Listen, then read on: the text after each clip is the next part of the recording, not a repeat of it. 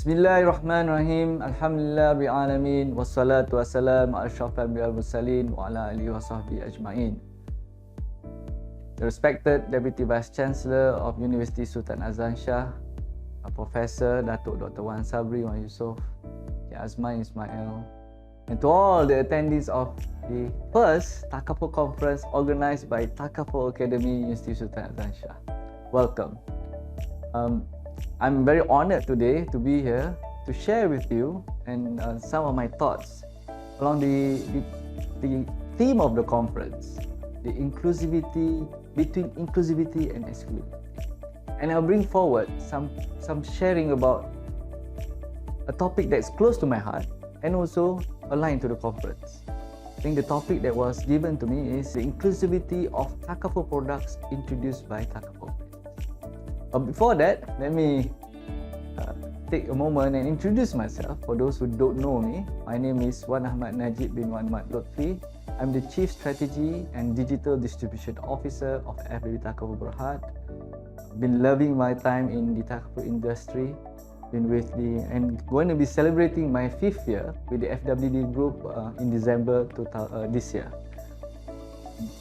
So that's a bit about me.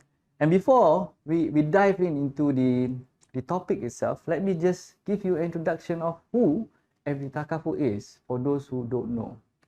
So we entered, every group entered Malaysia with a Takaful license, a family Takaful license back in March 2019 after the completion of the acquisition of HSBC Amanah Takaful Berhad. And we've been trying to change and live this vision of ours of changing the way people feel about Takaful. And this is something that I'm personally very proud of, because at FWD Takaful is just not words that we place on the wall, but it's something that we truly believe in and we bring into action. We try to make things that are very irrelevant, you know, Takaful, insurance are very topic that's not easily connected to individuals, to something more relevant, something that from a word and concept that's very complex to something that's simple, straightforward, and easy to understand. And once we have that, we can change this mistrust that people have against Takaful to something that we trust, something that is boring to something that's inspiring, surprising, and passionate, something that people don't see and feel, and always feel that there's lack of empathy, to something that's very caring and very close to the human heart. And from lack of engagements to something that we want to engage with all the stakeholders that engage with us. So that's FWD Takaful, and that's the vision that we've been living since we've joined the industry back in joined Malaysia back in 2019. So that's and I'm not gonna waste any more time and dive into the topic of the day, right? Inclusivity of Takaful product introduced by Takaful operators. But before that, it's important for us to try first understand what inclusivity means when it comes to financial products. And this is something that is not new, right? It's something that has been said by our beloved Central Bank of Malaysia, the Bank Negara of Malaysia, back in 2011 via the financial sector blueprint, right? And in this financial sector blueprint, the Malaysian financial inclusion framework was introduced. And part of this big framework is this simple vision that defines what financial inclusion is.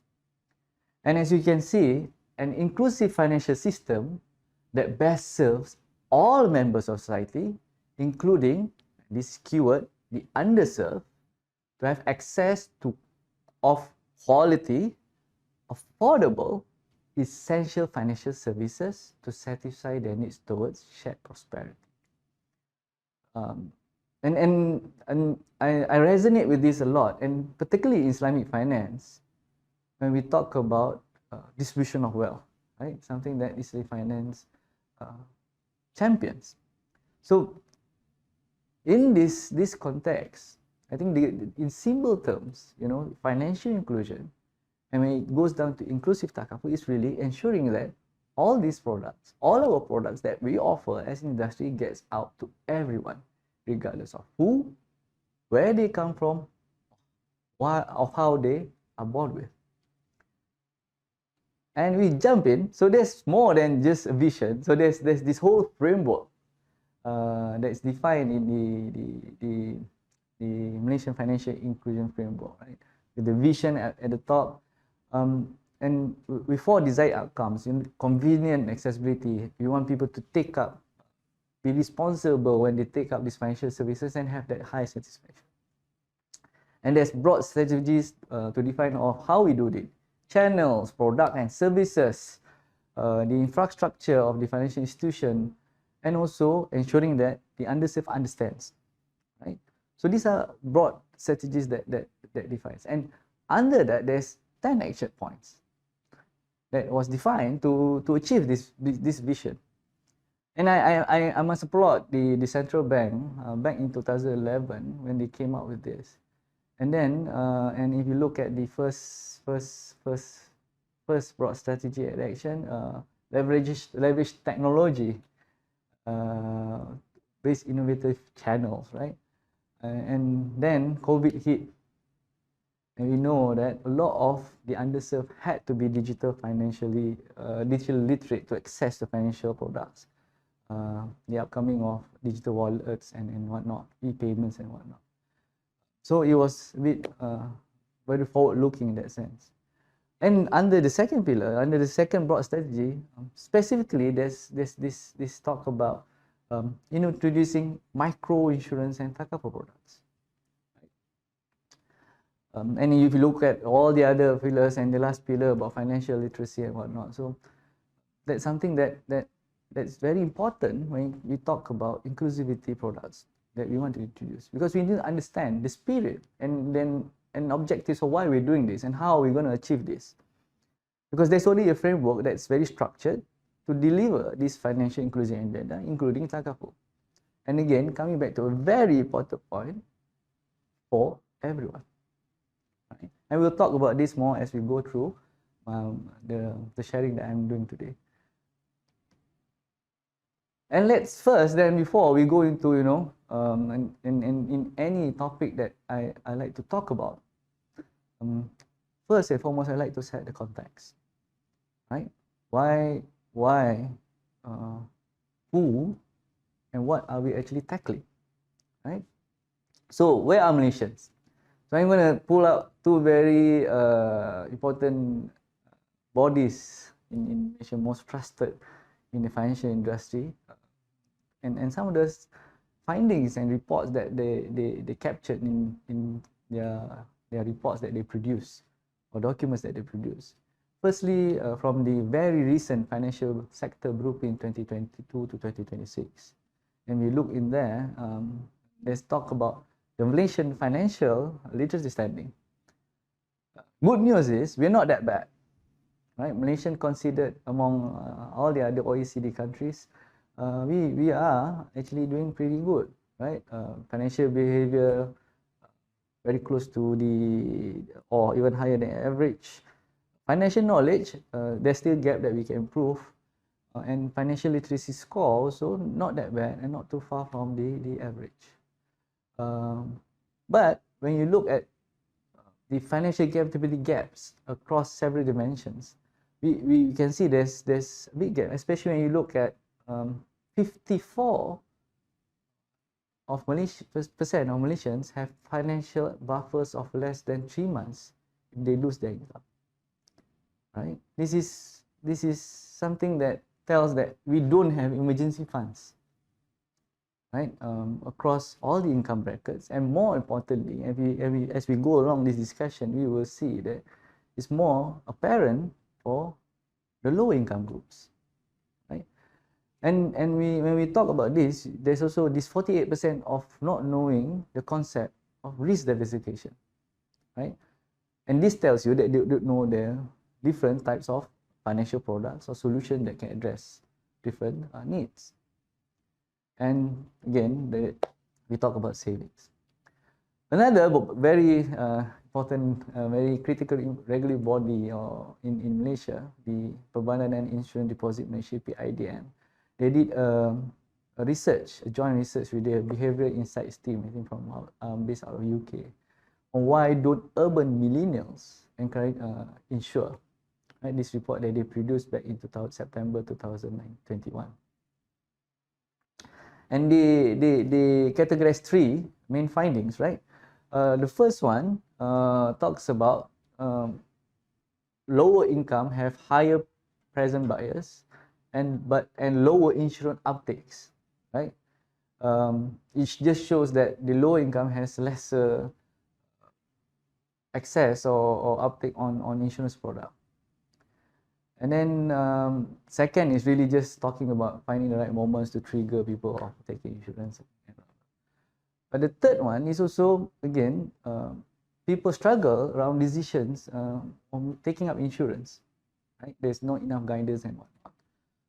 Why I'm pulling out first, the first point is really straightforward, right? The low income has lesser insurance. But the other two, it's also important to address some of these things when we talk about developing inclusivity products or inclusive Takaful products, because it's just not about producing the products out there, but also ensuring that we make it simple enough for them to understand and guide them enough for them to take it up. So next, so again, another bunch of slides. So this is another very recent slide, recent stats that was published, and by one of my favorite research institute report, Kazana Research Institute, right? They produce very good reports, especially when you talk about the social well-being, the income brackets and whatnot. So this particular report on the effect of COVID-19 pandemic by employment status, right? And if you look at the slides, right, at the graph, sorry, you can see, right, about a big percentage of people have savings to last more than a month. Only 28.6% for people who are self-employed, right? And again, who are self-employed? This includes people who are probably farmers, probably, you know, just living on their own. A lot more people who works in the government has more to save, probably a very stable job in COVID-19. And we look at drop in income, again, self-employed feels the most, right? Private employees feel the most. Loss of job, self-employed. Why are all these points or these items very important to highlight? Because these are the people who are most vulnerable at financial shocks, and very important to have the emergency funds, because in case anything happens to them as breadwinners, they probably would not have enough financial savings or emergency funds left for their families. Next, we go again by the Kazana Research Institute. We look into certain behaviors or certain characteristics of the B40 community. So these 2 reports that was introduced published in 2020. First in October 2020 about the state of household, right? We see better conditions and lesser people in absolute poverty, but this relative poverty still persists, right? And it's very important to highlight that financial management is important for these individuals, and financial protection, particularly Takaful, in ensuring that they have an emergency fund, is more important, so they don't fall back into poverty, at least for the next generations to come. And the second graph, if you look at below, is looking at the state of household, but really the social inequities and health. So it looks at health. And you will note that in all these health conditions, like critical illnesses and whatnot, are very prevalent in the lower income groups. Diabetes, for instance, right? worse financial condition, worse situation, and hence um, uh, worse healthcare access. So that makes a lot of sense. Now we go to another slide with beautiful numbers and graphs produced by a friend of mine, Wilin, back in 2018. She's now with the Access to Insurance based out of Germany. Before, when she was producing this report, she was with Bank Negara Malaysia. And there's a lot there, right? But basically, from the report itself, 7.8 million of Malaysians are unprotected and uninsured, which close to half of it are from the B40 community, right? And when you look at across states as well, consistently low penetration rate for the B40 segment, right? So it just shows to you that the importance of providing this access to of Takaful products to this segment. Question is, why are this penetration rate low? Is it because they don't want to have, or because there are not enough accessible products for them, or whether they don't know enough about the existence of any of these products, right? So these are some of the questions that I want you to hold on as we speak and talk about the topic that I'm sharing today as we go along. Next, okay, this is the classic chart that if you go to any Takaful conferences, we will usually talk about the penetration rate of Takaful. Everybody and every other year, we all note that there's a lot of opportunity for Takaful, right? There's a lot of opportunity for Takaful because the penetration rate in Takaful is relatively lower than the conventional insurance market. It has been improving in the past few years. When I started back in 2006 in the Takaful industry, the family Takaful penetration rate was hovering only about 6%. Then we finally got to 2-digit somewhere in 2009, 2010. And now, and very recently in 2021, it's now up to 19.4%. Very close to 90%, something that's commendable. And I'll talk about it a bit more. But again, only 19% of Malaysians subscribe to Takaful. And this means that out of 10 people, almost 8 people, if you take a very direct percentage, it's only 1.9% has a Takaful product, which means that the other 8 will probably experience real financial troubles and real life struggles if anything happens to them or to their family. And another piece of very important information is only 4% of households in a lower income group have some form of family Takaful or life insurance coverage. This 19% in the past 2021 actually came up because of some of the initiatives that the government has taken. Introduced the introduction of the Perlindungan Tenang voucher, right? Subsidizing or giving free coverages for the low B40 segment to take up Takaful products or insurance products up to 70 ringgit, before that 50 ringgit, right? So it has helped push that, and we will talk about it a bit more as we go along. And now let's go into inclusive Takaful product itself. But before that, I want us to reflect on this this ayah from Surah Al-Maidah, 2 of Surah Al-Maidah, and cooperate in righteousness and pity, but do not cooperate in sin and aggression. So this ayah is the fundamental basis of a Takaful system.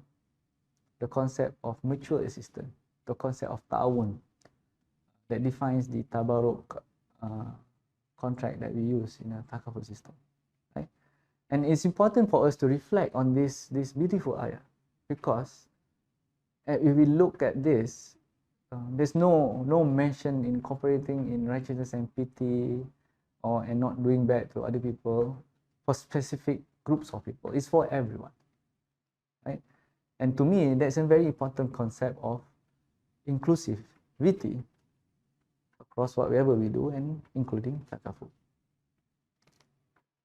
So now, what is inclusive Takaful? It's really, for me, in simple words, it's closing the protection gap for and ensuring that both the underserved, which is the community that currently has limited access to operate Takaful products, and the unserved community. There's two groups of people. Underserved are people who, have certain levels of Takaful products accessible to them, whether it's really meeting their needs, whether affordable, and other character is a different story. But there's also the unserved community, groups of people who up till today might not even have any Takaful products available to offer to them, and it might also be even financial products for them, right? So this is the community that we need to address: the unserved, the underserved, or vice versa, underserved, unserved. Right? Then we have the inclusive Takaful products that the operators need to develop and offer, right? And again, it needs to be meaningful and affordable, two things that's very important. And for Takaful, Sharia compliance products. So we've talked about earlier, right, about the stats that I've shared earlier. First, they don't know whatnot and don't have access. The other thing is that there's not enough level of guidance or understanding of Takaful products to take up. And that's why in this Venn diagram that I'm sharing with all of you, there's the other component, this big circle called financial literacy. Because there's also an importance of creating the awareness on the importance of Takaful and mapping it to the products that we want to offer to them. Because it's important for them, for the underserved and unserved. And particularly when we talk underserved, it's always, a lot of times we talk about low income. Right? It's important to them when they have already limited funds to spend it on the right product. To ensure that every single cent that they spend actually counts, right? And that's why it's important for the financial literacy portion to be focused on. When you have inclusive Takaful products and you have this financial literacy, and even for the normal, not underserved and unserved who already have access to Takaful products for many years, still a lot of us don't take, right? Still a lot of us don't understand, don't take, don't make the decision to take up. So, and when it talks about point of financial inclusion is when all these three circles across all these Venn gaps overlap, right? Where they understand, they have access, and they really take up a meaningful Takaful product. So this is the ideal inclusive Takaful model that I personally envision. And in understanding, right, we need first to understand the underserved and unserved segments, and there needs to be concentrated efforts across various industry, across various segments to understand. And at FB Takaful, along these years, we've taken some steps to collaborate with higher learning institutions to study, right? We've engaged University Utara Malaysia back in 2019 to do a study on the suitable Takaful plan and supervision channel for B40. Started off from a conversation with my beloved brother and friend, Professor Dr. Asmadi Maknai, who's now the Vice Chancellor at UNISHAL. So I'm very happy with the report. This is one of the most proudest report that I have we shared, because I know the team went down, talked to various groups of B40 segment, fishermen, rural, city, city poor, and across all, even in East Malaysia. But and as you have the findings of the reports help us produce our first and develop our first inclusive Takaful product for the low income FD class A, which I will share as a case study as we go along into the presentation today. But in this report itself, you can see that first, a majority of them, close to 70% of them, don't have any Takaful protection or any form of protection, even insurance.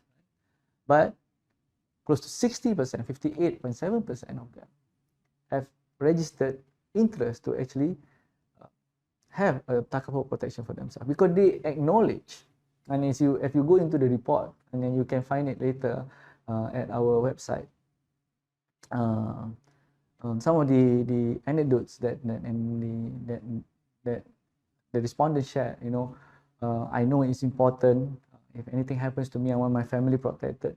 Things that anybody else, like any other Malaysians, feel important. It's also important for this group of people. It's just first. And come to the next point, 65.9% don't mind paying about 50 ringgit for protection, something that's affordable to them. So that's another key item from the finding.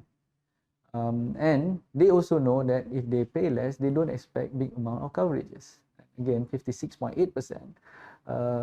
So only looking at the coverage of 30,000. And the table itself in the slides shares with you some of the other findings of expected coverage and band.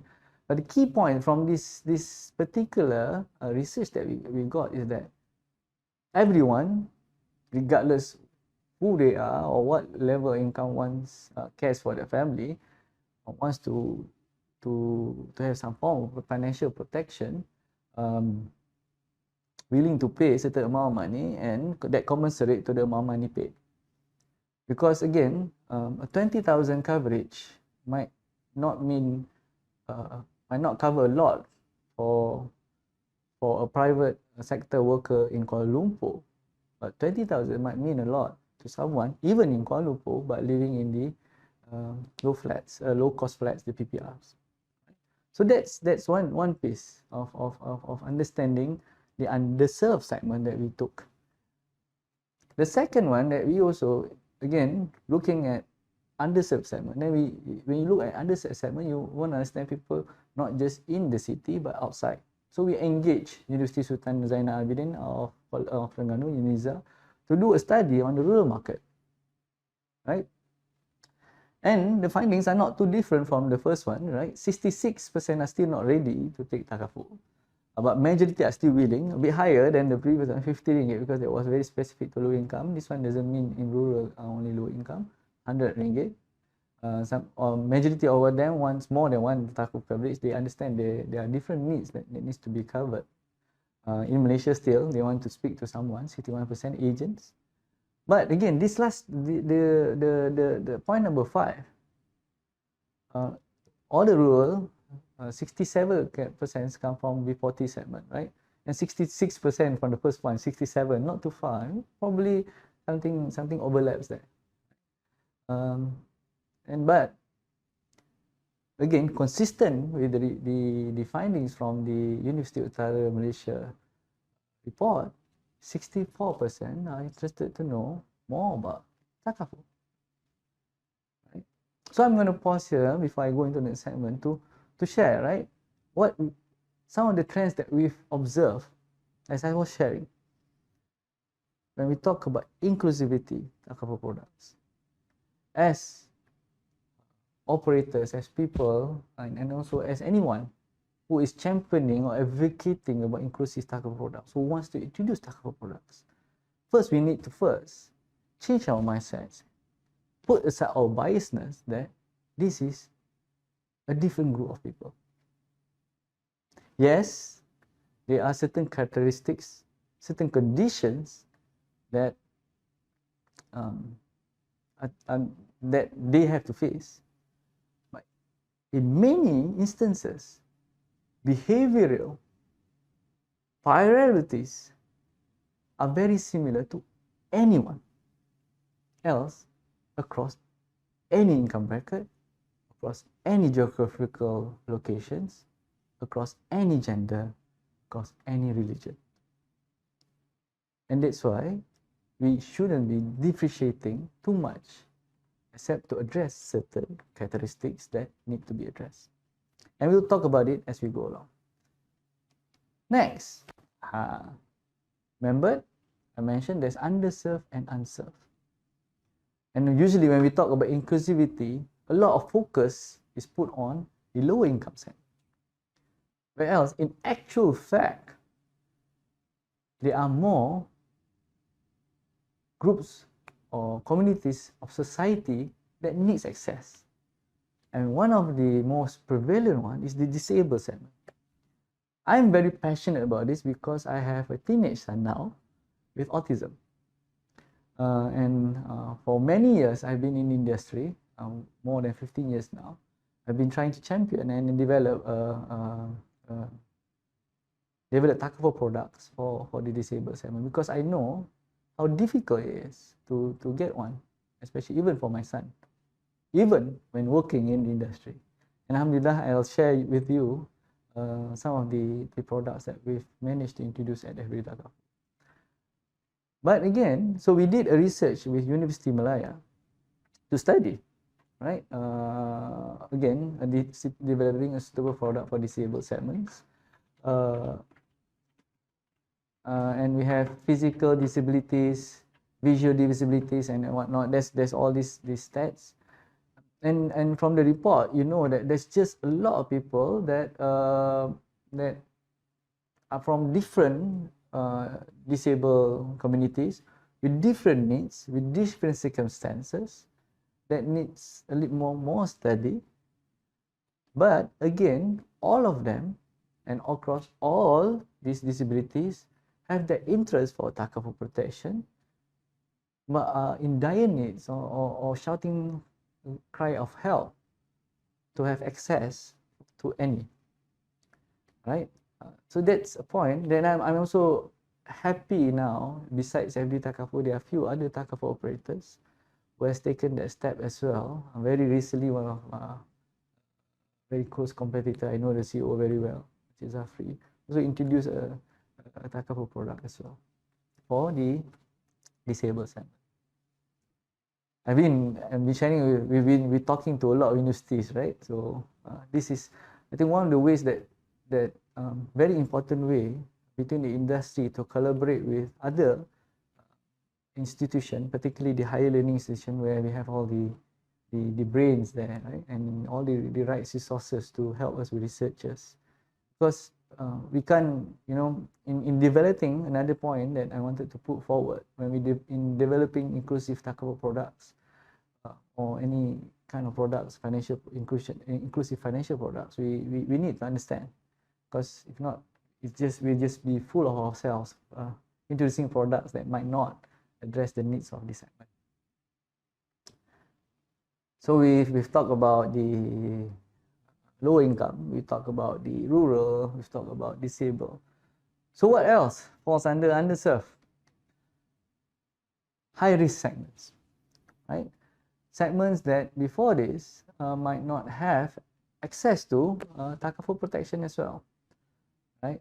And one of the examples that I'm sharing is diabetes. Right? We did a research collaboration with University Science Islam Malaysia, USIM, one of our now with the Securities Commission. Before that, our Syarah committee member, Dr. Azrul Azlan Iskandar Mirza, helped us with this, right? To understand, is it always difficult, or what really needs to be covered for people with diabetes? And this report also produced quite a number of good findings, right? 61% of people that was doing the research voted interested. monthly contribution 40%, willing to pay up to 50 ringgit per month. And this is important point. Why so low? We'll go into as we go along. 82% drugs benefit preferred for their medicines. 52% were made by own decision. And 0.5 again, the highest percentage to Takaful benefit comes from the B40 group, who close about 39% of the people we engage with through the research are from the B40 group. And this is, again, aligned to the finding that was produced from the report by KRI that poor health condition incomes from the low income groups as well. And specifically, B40, 40% suffering from diabetes. Right? These points are very important because at a lot of times when you address one issue of inclusive products, you might not be able to address it holistically. We don't address it together with some of the other segments that we were talking about. I'm going to share an example, right? So we at FD Takaful, after we introduced advocacy, we did some financial literacy programs with the lower income during pandemic. So we did online, right? So we with an NGO called ARBA, Rahman bin Auf Foundation or something, right? A very good of people. So they have a program, a reach out program to the B40 community. And we did, you know, my colleague Wan Intan did a splendid job sharing the importance of Takaful, her own personal experience of growing up. And as we finished the whole sharing, we introduced advocacy and we offered, right? At most time, almost 90%, if not 100% of participants are interested to take Takaful protection and advocacy there and then. But besides the payment method problem that usually comes because of their digital literacy and whatnot, the other piece of hindrance from taking up is because most of them have all this preconditions like diabetic and whatnot, right? So it's also important for us to try. Again, it's a journey. Probably won't be able to address it on the get-go, but as we go along, understand all this so that we can try as much as possible when we develop these inclusive Takaful products to at least provide an option for them to get on board if they have any conditions, even if it's a bit more expensive than their other healthy colleagues or healthy peers. So, and when we talk about high risk segments, this is an example. So there are many other examples. For instance, HIV. Right? Many years ago, when we hear HIV is a very taboo, right? And because how you usually contract or get HIV is through activities that not so nice, right? But we also need to understand there are a lot of innocent people who contracted HIV, some from birth, some from blood transfusion and whatnot. So these are innocent people who, once they get this, they don't have access to Takaful products because of the prevalent mortality expectation that they have. But through understanding, through proper assessment of the condition, we might be able to produce some Takaful products for them. So again, that's what it means in a bigger sense. And coming back to vision that Bernard said about financial inclusion or offering inclusive Takaful products for everyone. So now let's talk about the challenges to introduce inclusive Takaful products. And there are many challenges, and I must say, right? And internally of how mindset, getting all stakeholders to buy in, those are very intangible challenges that we face, even not with inclusive Takaful products, to be honest. But if I were to categorize and summarize some of the challenges that are faced when we want to introduce inclusive products, there are four, right? As you can see, in the slide. And first and foremost, as we've shared, and as we've walked through the previous slides that we've shared, is about the cost and price point. Right? The key item is affordability for the intended market segment. Right? How do we produce a product that they can afford? A product that is low cost, but while delivering enough profits for the Takaful operator to ensure the product continues to be on the shelf. Because again, we need to understand that Takaful is not a charity, right? It's still a business.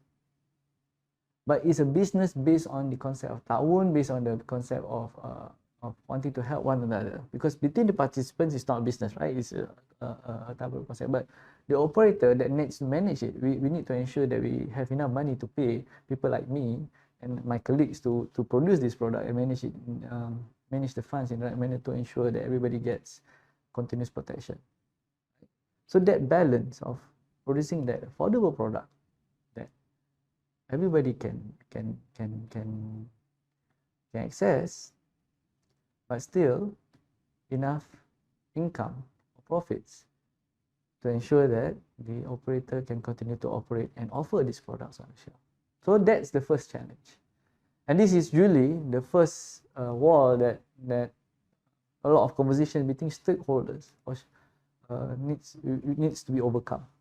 Because there's still a lot of stigma that this segment is not profitable, which I personally would challenge based on the few years that we've introduced inclusive tackle products out to the market. You'll be surprised that it's more profitable. You don't talk about making big sum of money, but profitable now. Like fair. I think that the word that I want to use is fair to both the participants, the customers, and the operator to have these products on the shelf. So that's the first challenge, cost and price point. Second challenge, then relating to the first challenge, is the product design. Ensuring that we develop an attractive product design that addresses the needs and creates meaningful value to the intended segment. There's no point of introducing a Takaful product for underserved and unserved segment for the sake of doing it. For just ticking the box that we offered to this segment, without addressing the actual needs of what they need, what the segment needs, the sum covered that's appropriate to the intended segment, the coverages that's appropriate to the intended segment. And that's why it's, and the challenge is to how do we do this, right? Finding that right balance that address the core protection, but at the same time ensuring that these products are simple enough and light enough for them to take up. Because again, coming back to some of the findings or the stats that I've shared earlier, even for everyone that has most time and financial capability and capacity to address, to access all these products, we find it complex and we find it not enough too much information or difficult to understand. What more for all these underserved segment or unserved segment who before this never got access to these products. Now they need to understand. So it needs to be simple. It needs to be easy to understand. So the second challenge is product design.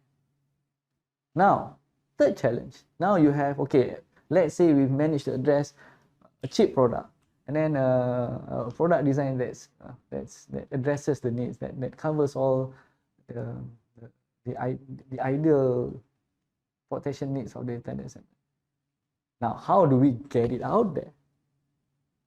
So that's the next challenge, distribution channel. It needs to be accessible to the intended market segment. Identifying these distribution channels that really can reach out to this market. When we talk about distribution channel, this is the piece of the puzzle that actually costs the most. It's the most expensive puzzle of the whole chain of offering a Takaful product, be it for any income bracket or any segment. right? Agents, we provide commission, and then some of them are value creative. That's why you have a lot of Takaful agents on board. Even bank for that matter, right? It's a source of fee-based income for them. So how do we then develop a channel that is effective but cost efficient?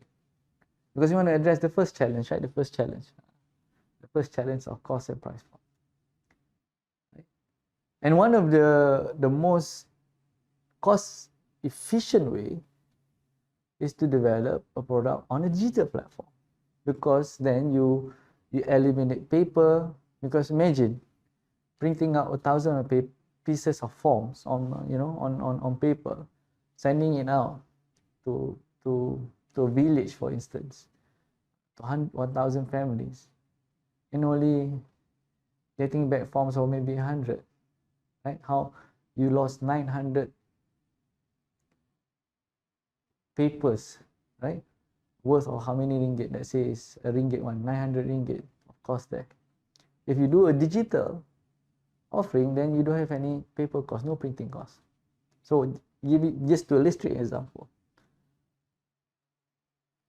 But then, if it's digital, then how do you get a digital product, a digital inclusive Takaful product to a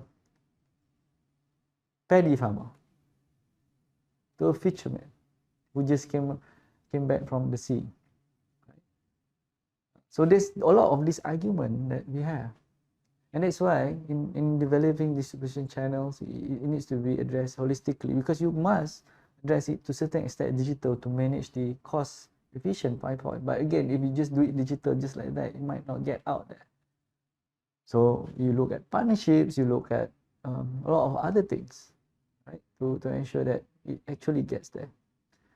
COVID-19 itself has helped accelerate digital literacy across Malaysia. So that is also an opportunity that we need to leverage on to ensure that we address the actual need, or to get this product out to this inclusive Takaful product to the intended sector. Then, so the last challenge, we have this product out, very affordable. We have this great product design, amazing product design, addressing the inclusive this market segment intended for inclusive, and through some very innovative ways, we've managed to get this product out to the right distribution channel. So a lot of people take it up. This, again, there's this final challenge of ensuring the amount due for the product is continuously paid by this contribution collection, right? Because it's important to address this first for the customer itself, because the moment they stop paying, then that means they stop having the intended protection.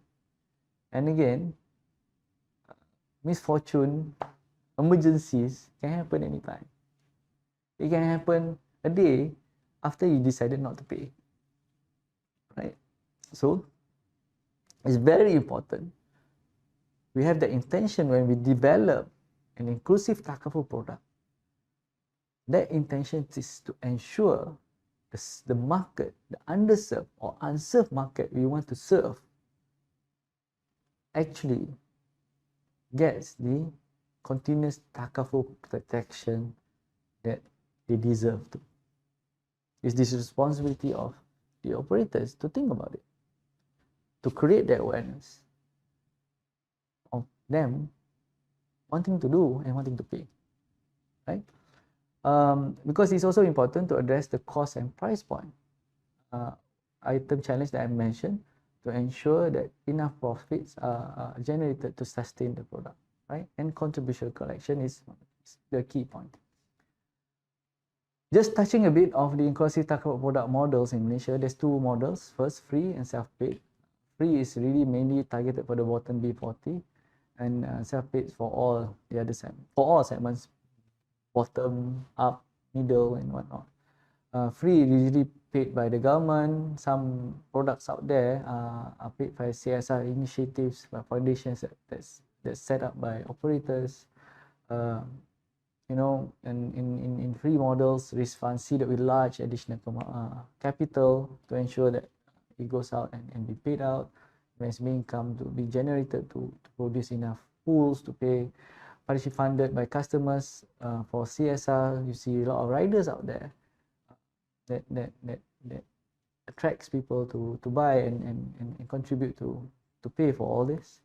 Self-pay is something that I personally more fond of. I believe in not giving people free fish, but teaching them how to fish, right? Because paid by the you take up that one straightforward, affordable, and a subsidy model that I'm looking forward to develop at FW Takaful with the team pretty soon to introduce, right?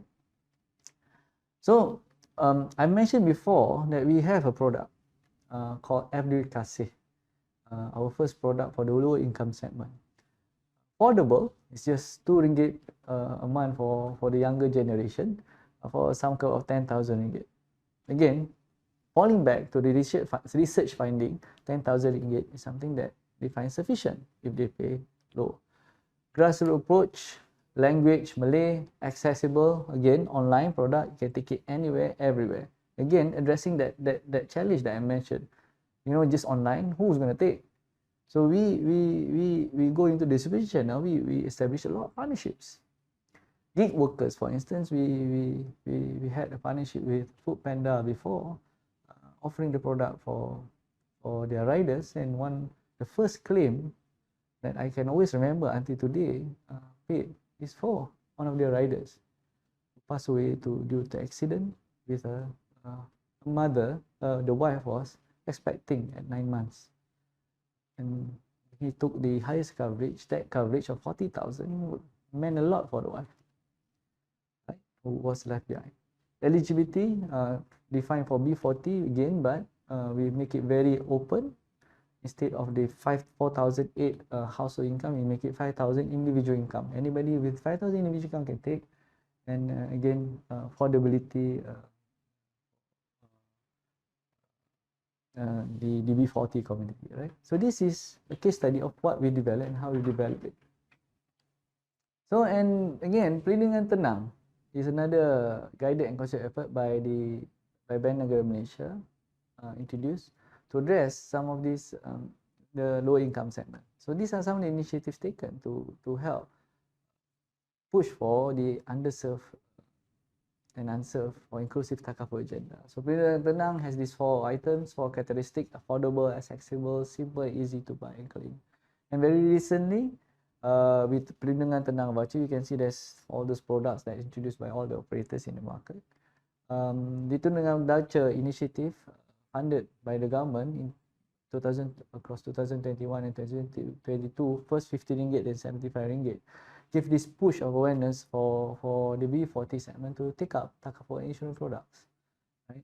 We see that's why, and again coming back to the classic penetration rate chart that I've shared, the sudden jump up to 90.4% of penetration rate for Takaful in 2021. Another initiative taken again by statutory body, EPF, our shareholder as well, by introducing the EPF Airlindung, right? Taking the digital platform but offering Takaful products, giving the option instead of paying through their own pocket, but paying via their account 2 of their EPF account, right? For this phase now, introducing e-term Takaful plan and a critical illness plan, right? So these are some of the other initiatives that's introduced to drive the inclusive Takaful product agenda. As mentioned again, at FW Takaful, we take pride of introducing products for the disabled segment. We have 2 products on the shelf, one for learning disability, 3 autism, Tourette, and ADHD, introduced back in 2021. And this year, we introduced the first online medical plan specifically for learning disabilities. We have about 6, I think, and hopefully, inshallah, in the very near future, we're including another very significant disabled segment into this medical product. And when we look about inclusive Takaful, there's also this need to embrace new horizons. We are very fortunate in Malaysia. This inclusive Takaful agenda is being pushed. Is also being pushed by the government and the central bank, Bank Negara Malaysia, and even across the Sharia fraternity. And very recently, a discussion paper on the broader application of ta'awun was introduced, right? And as we introduce, and as these new concepts are being introduced into the market, we operators should embrace, because the broader application of ta'awun discussion paper, in summary, discusses about the usage of surplus, which we now distribute between participants and the Takaful operator to be used for broader objective, and particularly using those surplus to fund some of this initiative to help and really live the spirit of ta'awun, to help people across the society and the community, right? And use these surpluses to introduce Takaful products to help upskill the underserved and whatnot. And a graphic representation of this is how the current Takaful framework is. The Takaful funds, passive Takaful fund covers specific and surplus are generated. And in simple terms, these surpluses are now being channeled into a new Takaful fund to pay and to help the underserved and unserved communities. So this comes to the end of my presentation and sharing, and I'm going to recap this sentence that I've shared before, back in 2021. So building an inclusive and sustainable social Takaful model to ensure the underserved and unserved communities continues to be served. And with that, if you would like to have more access to some of the information I've shared before, some researchers and whatnot, you can visit our microsite at www.fwd.com/vbit. There's a lot of information and resources about VBIT for one, and also all the researchers that I've shared earlier, and more. Actually, there's a few more placed on the website. And with that, thank you very much. I hope the sharing has been beneficial for you. Anything that goods come from Allah Subhanahu Wa Taala, any mistakes or unperfectness comes from myself. You feel free to visit my personal website to access a bit more information about Takaful there, and or connect with me at LinkedIn. With that, thank you very much. Assalamualaikum warahmatullahi wabarakatuh. A very good day.